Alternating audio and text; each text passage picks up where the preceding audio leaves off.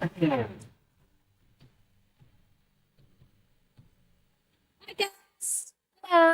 What's the name of your group? We are the Garnett Family. I'm Mum. Oh. These are my daughters. So how long have you been singing together? Well, we've been singing together forever, but this is our first ever performance in front of an audience. Okay, the Garnett Family, whenever you're ready. Good luck. Thank you.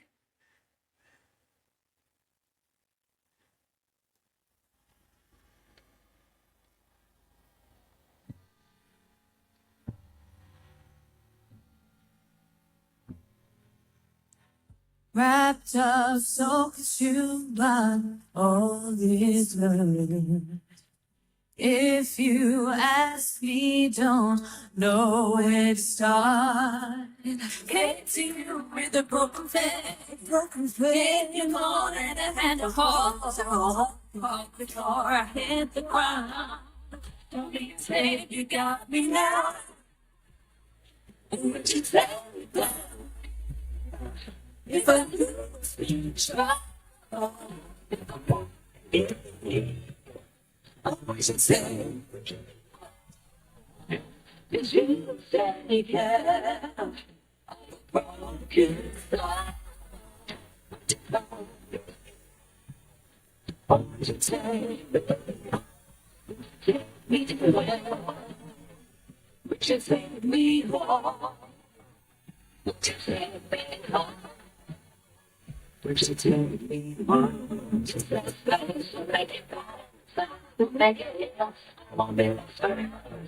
I wanna feel like I'm outside. Whoa, would you take the wheel if I lose control? If I'm lying here, or would you take me? I'm a broken star.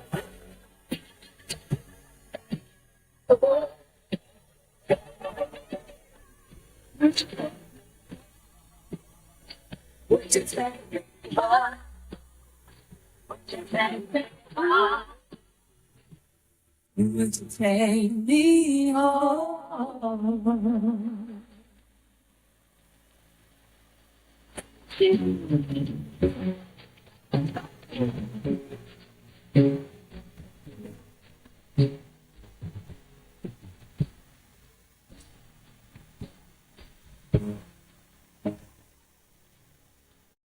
Hello, welcome to the showcase. My name is Shaun Martin.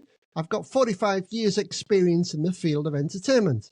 I'm here to share with you some of the greatest talents and experience in Clubland by learning from each other. Please, would you subscribe to my channel to enable me to produce more great content like this. Now, I'm more than excited to introduce our guest who's been sat waiting beautifully calm and relaxed as always, Helen Garnett. Hello, Shaun. Oh my goodness, we go so far back. Helen, probably more people know you probably as the Garnett Family because you've got millions of views on YouTube. We have. I think last time I looked, not that I look very often, but I did look just recently, and I think we were up to about 6.7 million views. And you were like, wow, that's like a huge city of people. It's unbelievable. Yeah. It's What unreal. an experience. Yeah. It is. And I had the pleasure of doing a podcast with CJ Harper too. Do you remember? Yes, I do. Yeah. And that was good. Now he's with Black Lace. Him and his partner, yeah, and they've got new songs and everything. It's really exciting. Yeah. Wow. Yes, I remember CJ coming to one of our choir rehearsals actually, Yeah. way back. Yeah. Small world, innit? This entertainment industry. Let's start the beginning, Helen. I don't know what year it was when I had the opportunity of meeting your good self. Can you remember? I think it was 1989. Good memory. Now, I was I had all the gear set up in my bedroom, and I put an advert out for a singer. Helen came along with Ron, rest in peace, now not with us. And you kind of like auditioned and said, yeah, I like it, because I had work waiting, Helen. And then we kind of like didn't have a lot of time to practice, did we? I don't think we did. It was a bit kind of whistle stop, wasn't it? We were like, let's do this. I think we had our first contract within a month of me having that initial meeting with you, and obviously this huge repertoire, but we owned it. We just went for it, didn't we? And I think, where we were working was fabulous. It was my first pro job. Yeah. But obviously I'd been kind of semi-pro up to that point. But yeah, my goodness, what a fantastic experience. You came in and I just was blown away with your voice. I thought, she's not gonna perform with me. I'm just little Shaun from North France. And you was unbelievable. We had a great connection, didn't we, Shaun? I think that's the thing. And that's sometimes you have to go with your heart, don't you? And you just think this could really work, and yeah, well, it did. In the history, isn't it? It's all in the history. We went to Tenby in South Wales to do a summer season contract. We sure did. Wasn't it awesome? What a fantastic location. Have you been since? No. Have you managed? I managed to pop back, actually. I mean, it's completely different now. It's huge, but when we were there, it was just what an idyllic location, and the accommodation was amazing, and the scenery, and it was just incredible. Yeah. And we met some awesome people as well. We sure did. And the audience just loved us. We got a great reception every time we was on, which is understandable for your voice. Nobody in this world would ever say, she's okay. It was always, bless you. My God. Likewise, Shaun. I think I loved as well. We did a lot of stuff in harmony, didn't we? You played your keys and the guitar, and it was just, I think we were fantastic. And I loved as well that we brought quite a lot of people from the surrounding areas in as well. I think it wasn't just the residents in the park. There were people kind of coming in, from all sorts of locations and things. So that was lovely. It was awesome, Ellen. Then from there we got offered a contract in France, didn't we? Was it France? Did we go to France? Yeah, we went to Maribel. Do you know, I think it was Cyprus we went to after that, Sorry, Yeah. you're right. We did go to Cyprus. Paphos. We were in Paphos, yeah. At the Annabelle Gardens. That's it, yeah. Gorgeous 5-star hotel. Again, what's not to love? It's just fantastic, wasn't it? I mean, we were living the dream. We was living the dream. Sadly, it was the year when the world invaded Baghdad, and we was flown out on military aircraft. Do you remember? Yeah. Oh my Scary. goodness. So yeah, it kind of like it cut our contract down a little bit, didn't it? It did. Yeah, it did. And actually, but it was quite amazing. There still seemed to be people flocking to the area, didn't they? It didn't seem to kind of stem the tourism. People were still coming. But then I think it seemed to all happen quite quickly, didn't it? And then suddenly, right, off you go, because they were going to use it as military bases and things, weren't they? So, my goodness, yeah. Yeah, that was a bit scary, actually. With hindsight, I'd forgotten about that. We actually played in the Annabelle, which was the top hotel on the island. We didn't stay in that hotel. We stayed at the hotel next door. Can you remember what they called it? Oh, my goodness. It's on the tip of my tongue. But it was literally owned by the same people as well, wasn't it? More budget. They wouldn't put us up in the Annabelle. Yeah, they wouldn't put us up. Yeah. If only they'd have known now. So cutting our contract short, we came home and thought, right, what's going to happen now? And then the agent rang up and said, do you want to go to France? Yeah. Yeah. And do you remember as well where that came from? That was because the guy who owned the chain of hotels that we worked for came as a client, he was staying at the hotel. Johnny was called, and he owned the chain of hotels that we ended up working in, and he approached us. I mean, this is the thing, it's so long ago, isn't it? And things, you'll remember things that I don't, but he had come to us and said, oh my goodness, you guys are amazing. I'd love to get in contact and potentially you come and work. And then I think he'd got in touch with our agents, and literally that was it. We were straight off from coming home again, straight off to Maribel in that ski resort. So yeah, I couldn't ski, but I was in awe, being at the top of this mountain the Oh, it's Mont wonderful. Volon, most famous ski hotel in the world. Met some really superstars that went there. You was off skiing because you was a good skier. Yeah. I wish I'd have done more, to be honest. Me too. But after that, I mean, changing the subject slightly, I went back with my daughter to many places in France, and now I'm a black ski runner. I spent a lot of money on Wow, skiing.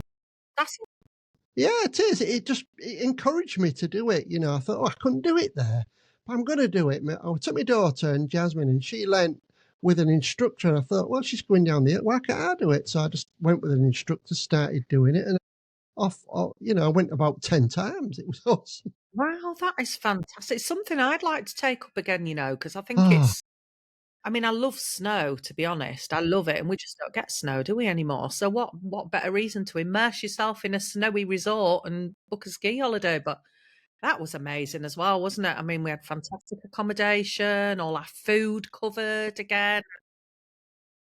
It's just another world, isn't it, really? It's but can another you world. can you remember just taking into consideration when we finished that hotel? How did we get home? I remember this well. So I think we bought an old clapped out minibus We did. and we chucked all our gear in and drove all the way back. What? Why did we do that? I cannot remember why we did that.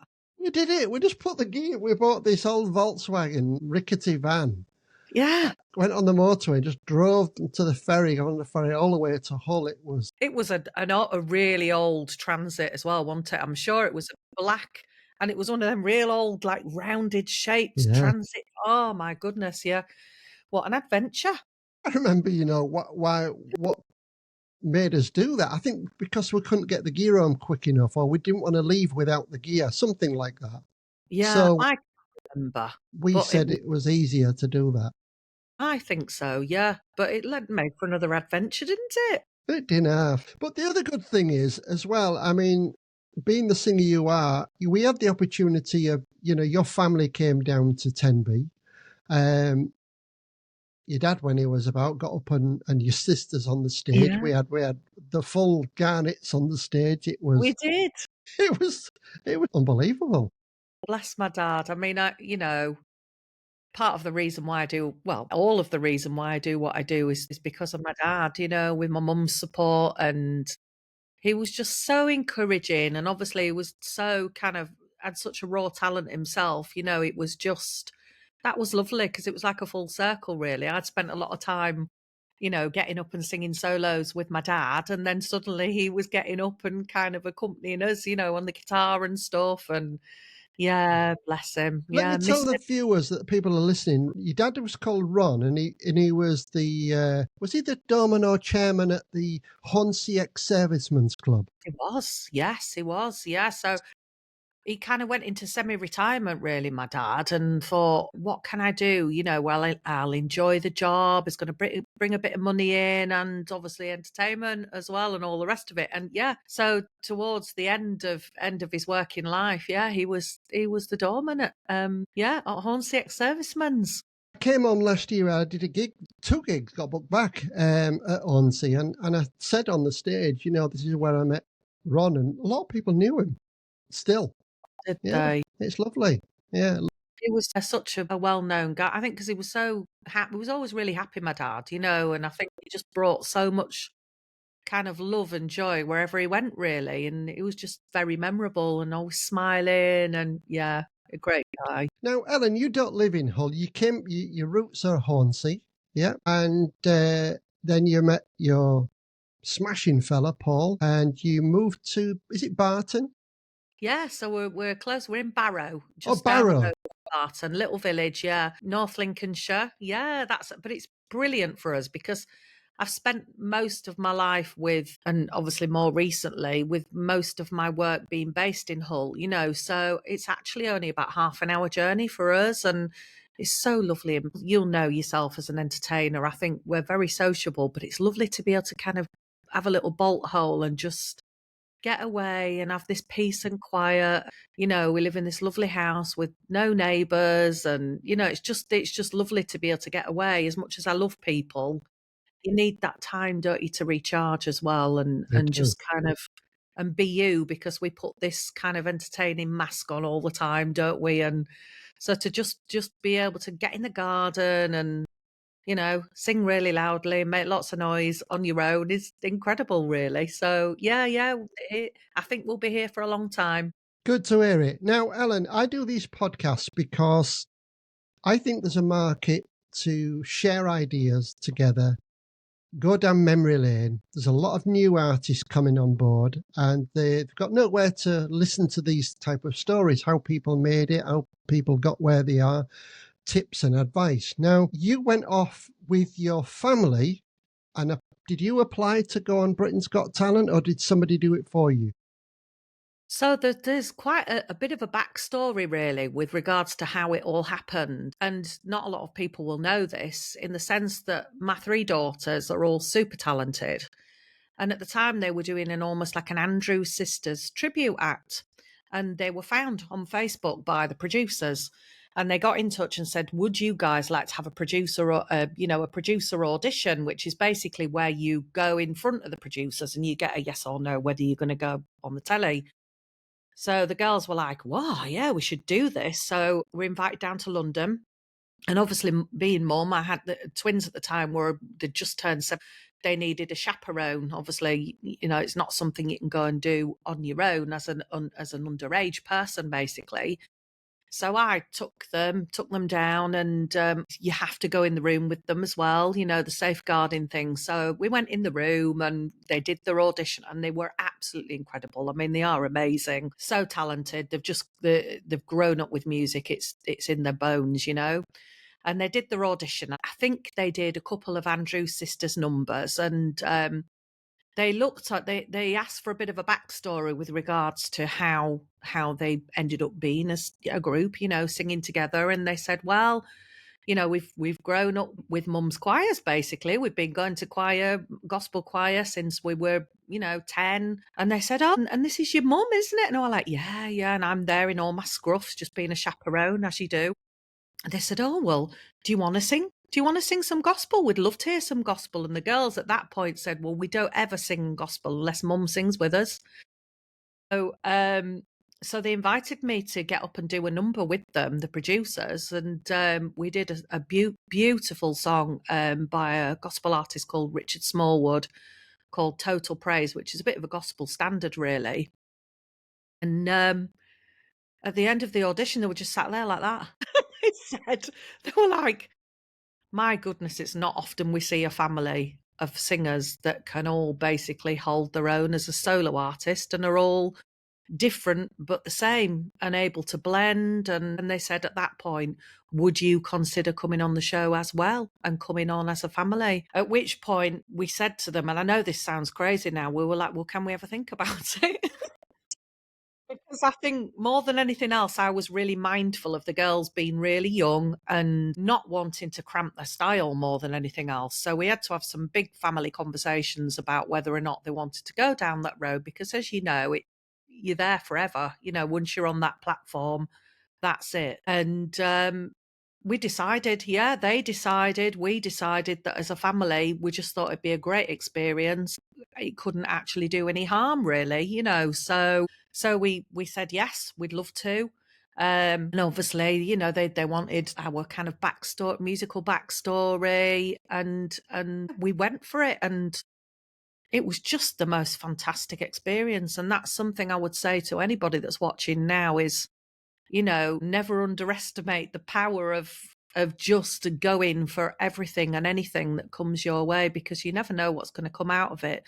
Something that can be seemingly, chaperoning your girls down to London to just support them, can turn into something else, like a small gig where you're supporting another artist. You never know who's going to be there and who's going to maybe give you a leg up to the next stage, in your career. So, but I mean, so thankful, because it's opened so many doors and given us so many more experiences, that just having that tag, that BGT tag, it's just huge, really. But it doesn't fall at your feet. You have to work at it, once you've got that label. you can't just expect people to come to you. You still have to go out there and present yourself and have that portfolio. But yeah, go for it, guys, How many heats did you do? Did you do one and then went to the semi-final, or did you get voted through? How does it work, Helen? Yeah, so we did the producers audition, and then that's when they put you on the stage, and seemingly that's your audition. But actually, that's the second audition, because that you have at that point you haven't seen any of the official judges. Obviously the Simon Cowell crew. You've not seen any of them up to that point. So, and actually at that point, it could go by the wayside. But we got 4 yeses, and we were put through to the semi-finals, which was another next level up, really. So that was incredible, and I think that's had millions of views as well. Our semi-final video, we did Natural Woman. Yeah. Incredible. Just the whole experience is just, you've got to go in with your eyes open and understand, that at any point you can be gone and you're kind of yesterday's news, and you have to be quite tough. We were lucky because we had each other, because it can be quite brutal, in the Yes. sense that one minute you're everybody's favourite and you're getting papped and all the rest of it, and next minute you're kind of, right, thanks very much, there's the door, get your coat, kind of thing.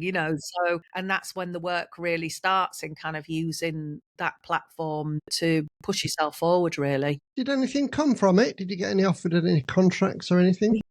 We did. We went on a mini tour around Estonia, which was wonderful. Yeah, we got taken up by an entertainment agent over there that booked us 5 dates in Estonia around big venues, which was incredible. We did the most fantastic Caribbean cruise, which was just like, well, it was over my birthday as well. And it was like, oh, I can't pinch myself for actually getting paid to do this. Like, is somebody going to wake up and say, only kidding? We got paid a really good salary and had this amazing holiday. We did a fly-in, we did one night's performance, and we were on this cruise for over a week. Incredible. And we did quite a few kind of corporate functions, kind of business events where they wanted quite a high profile, somebody had been seen on telly, that kind of thing. So it did. But not only that, obviously, moving on to the next chapter, it was fantastic promo for my choirs, which have now gone on to be my absolute bread and butter, and that's what puts a roof over our heads and gives us an incredible lifestyle. Well, that's what I was coming into, Ellen, because now I know you've got, I see it all the time on your Facebook, the choirs. What made you get into that? Well, you know me, Shaun. I loved harmonies. I always loved doing the harmonies, and I remember, kind of working alongside you, and you do harmonies for me, and I think we're bringing other people in and they do some harmonies, and we're working 3-part harmony. I also did quite a few session vocals as well during the process of earlier on in the career, going into studios and doing BVs for other artists and a kind of session capacity, really. I think my grounding was always, singing with Dad in 3-part harmony and with my sister. And it's just something that comes naturally to me. So I'm really blessed to be able to kind of create vocal arrangements. And I just thought, how amazing would it be to hear that being fired back at you, 3-part harmonies, and to be able to arrange these brilliant kind of vocal arrangements and things. And obviously it all started off really on a hobby basis. When I first started my gospel choir back in 2004, I literally worked for nothing and worked alongside gigging and other bits and pieces to try and supplement my income.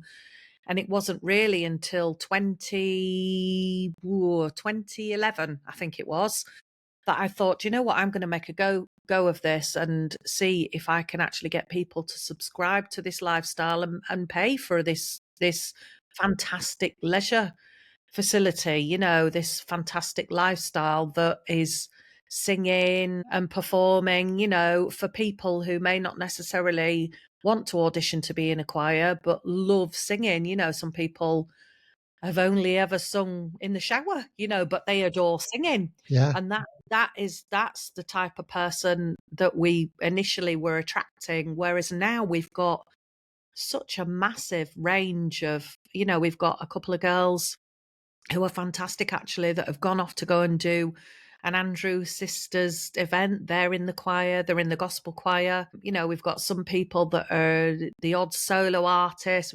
We've got massive varying levels of experience now within the choir, but obviously they basically pay subs to be there because they have a fantastic experience. They get a stand-up comedian every night. And you sell out the City Hall at Christmas.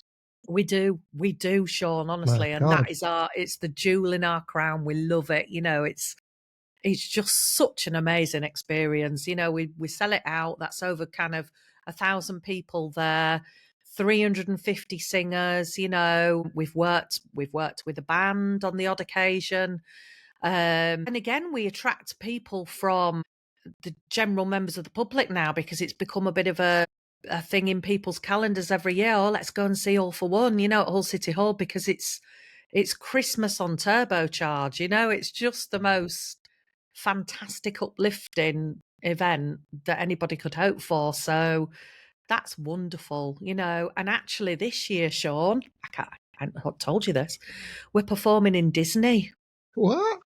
Yeah, In America? in Disney, we're not quite getting as far as America, but you never know. But we're going Disneyland in Paris. There's 120 of us going over to perform, and we get a full-on performance in one of their performance locations. We're doing 2 days, so we're doing 2 performances. Because obviously there's so many choir members, we have to split the performances. So half of the choir will perform on the Saturday and half of the choir will perform on the Sunday. So we're going on the train from Hull, 130 of us heading down to London and then over on the Eurostar. 20th of June we're going. Honestly, so excited. Last year we went to Sweden. We get around. So you had to book the train for yourself then?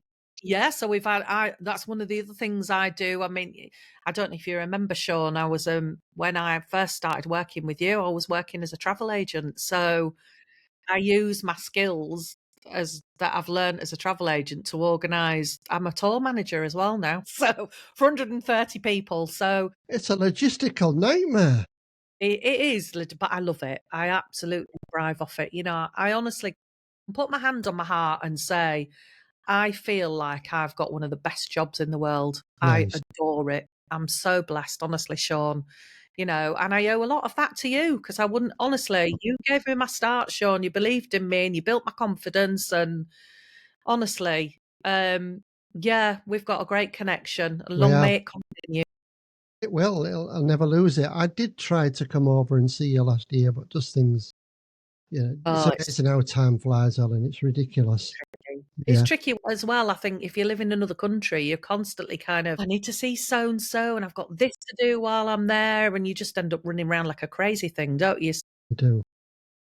Anyway, what a great thing to finish on, the Disney. That's really awesome. I'm really pleased for you. I want to say a huge thank you to Helen for the huge amount of experience that people are going to learn from this, that Helen's talked about. It's been awesome. And from my heart, it's still in my heart. The passion is still there, Helen. You know, I still sing, I still play, I still record. I'm even writing songs myself, so I'm really happy. Let's keep in touch, and I'd like to thank the viewers and hope you all enjoy this. Helen's video will be at the beginning and the end of the podcast, so you feel free to watch that, subscribe, and like.